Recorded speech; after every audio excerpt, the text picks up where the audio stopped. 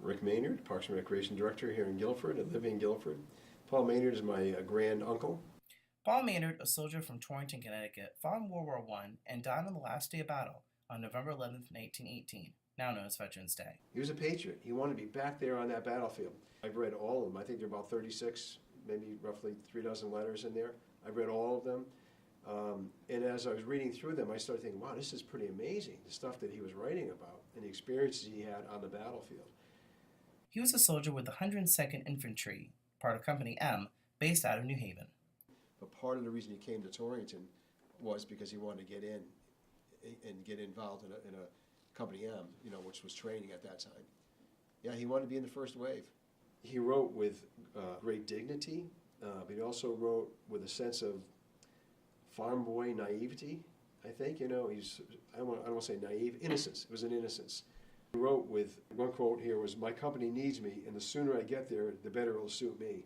I'm giving you some ideas I have that I picked up in these letters of the character of Paul Maynard, country farm boy, loving son, trusted God, a patriot, and a hero.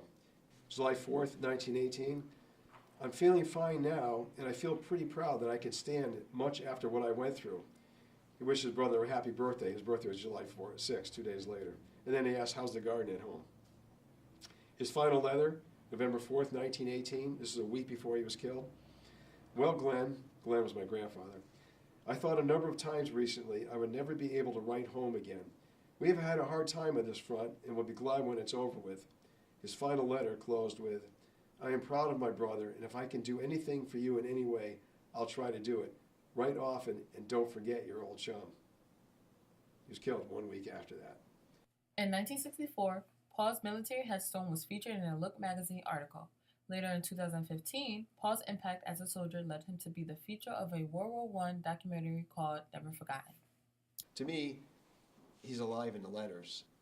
Going to a grave is not as important to me than the life I see in the letters that he wrote.